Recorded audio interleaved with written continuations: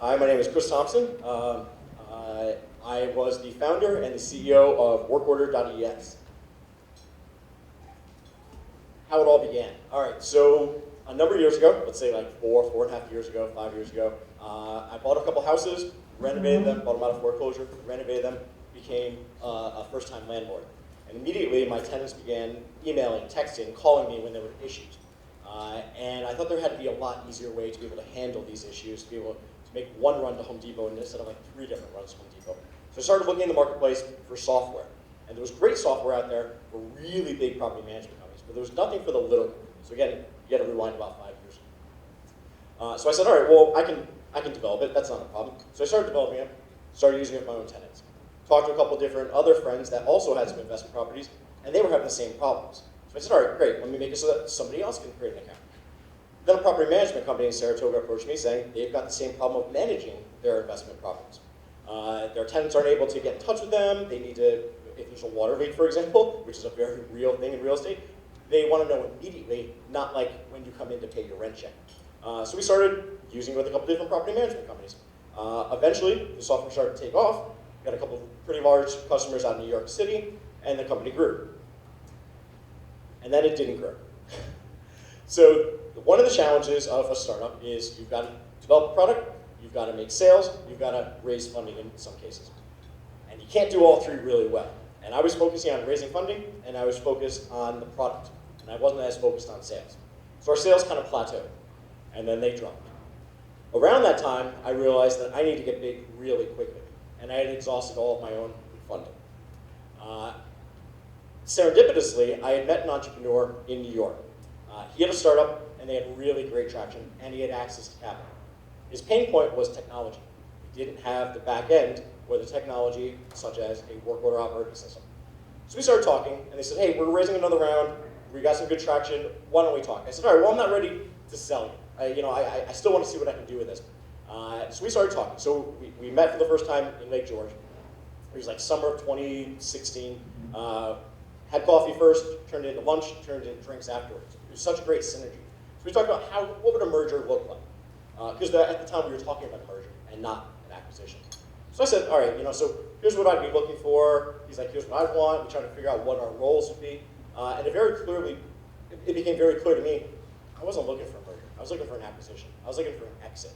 I had pushed this boulder up the hill, self-funded it for 4.5 years at this point, and by most standards, been successful. But I couldn't take it any farther. And he was primed to take it farther. So we got into January, February of 2018, and he called me up and said, hey, I'm ready to do this. Let's start negotiating. I said, awesome, great, we'll close the deal. It'll probably be done by February. Fast forward to June 2018, after we involved all those lawyers I saw in the back of the room, lots of negotiations, back and forth, and this was straightforward. It's going to be easy. So while I can't get into deal terms or anything like that, this was simple. I was going to be leaving. But it took a little while just to work out all the different paperwork. Then we got everything all done. Paperwork was done. We were just waiting to make the announcement. So I was heading to see a buddy for coffee, and all of a sudden my phone starts blowing up.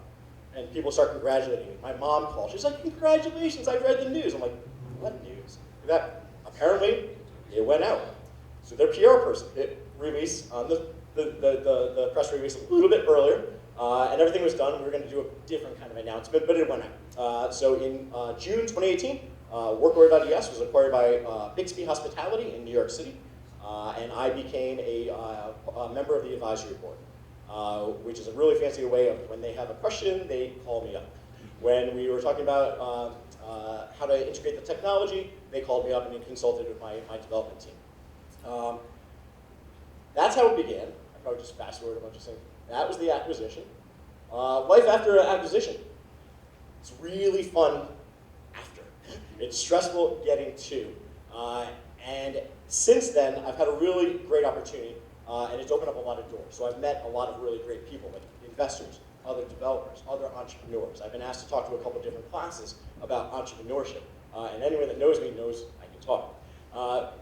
But what I like to kind of talk about is it's ups and downs being an entrepreneur. It's emotionally draining, and there's such great highs and such lows. And that was something I really kind of learned. And after pushing that proverbial boulder up the hill for all those years, I realized I kind of wanted to take a step back from from entrepreneurship. I like to call it my entrepreneurship budget. And I had spent it. And I had investment properties, and I sold them. And I had savings, and I used them. And it was now time to recoup that. So, so the exit did not put cash into my pocket. So as much as I can kind of go into that will hopefully come down the road. But what I can tell you is that I knew I wanted to work with entrepreneurs. I knew I wanted to lead product teams. I knew I wanted to develop amazing technology. And the way to do that was consulting. So right around the time of the sale, my consulting practice had started to take off. And what that gave me was really an opportunity to do everything I love about entrepreneurship, not being the guy that has to have all the ideas and the vision and have the answer to every single question, which entrepreneurs don't always have, but I think we fake it sometimes. So that's kind of life after the acquisition. Future. So Bixby Hospitality is doing good. We have a bunch of different announcements that will be coming out in January. It's good. I am incredibly happy. Post-acquisition, I found a home for my baby. Integrated the technology. We took our immense customer list and started converting those into sales. One of the great things about the company that acquired me, Bixby, is that they had a sales team in place that had a proven track record and were able to execute. They took many of our paying customers, and they took customers that we had as prospects, and they started converting literally week one, which was amazing, and it was something I didn't have. So really kind of identifying what my strengths and weaknesses are, I was not good at sales. I was good at a couple different things, but sales really wasn't them. So partnering with a company and then selling to a company that can take our platform, integrate our technology, and take our leads and our current customers and grow that is really one of the greatest things about the acquisition for me. What does the future hold? So it's been about 6 months from now, since the acquisition, and I started to get the itch again. So I've been consulting for a while, building up that entrepreneurship budget, remodeling the house. Wife wanted some new bathrooms, wanted some new things. Got the kids' 529 plan back up on par. It was really low before. I started to build that kind of entrepreneurship budget up again. And I'm starting a new venture in January. So right now I'm in that phase where I'm doing due diligence, where I'm doing interviews, where I've acquired a couple different websites, where I'm starting to build out what the design will be, but I'm not coding a single thing yet, which is kind of a change from how I've done every other startup, where I just jump in, dive in, and start doing it.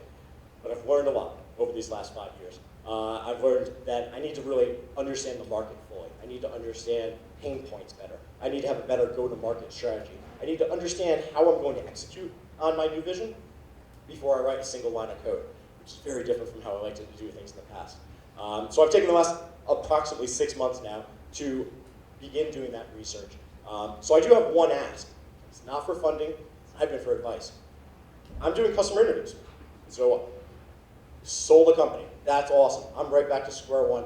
I would love to talk to any real estate agents. If there's any real estate agents in the room, get at me afterwards or get in touch with me. I'm online. Really want to pick your brain. I've got a great idea for something, and I think it would help the real estate industry. And that's my story. My name is Chris Thompson. I'm founder of WorkOrder.es.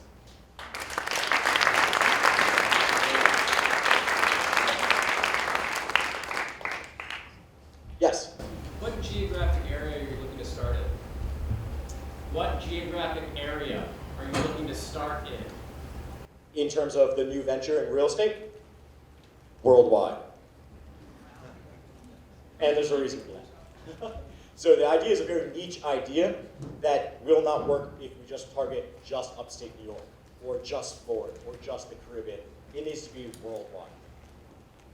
But you have to start someplace. So it will be upstate New York, specifically Adirondacks, and then Caribbean, because that's just a really great excuse to go visit. Any other questions? I think Jason's going to drag me on this. Hey.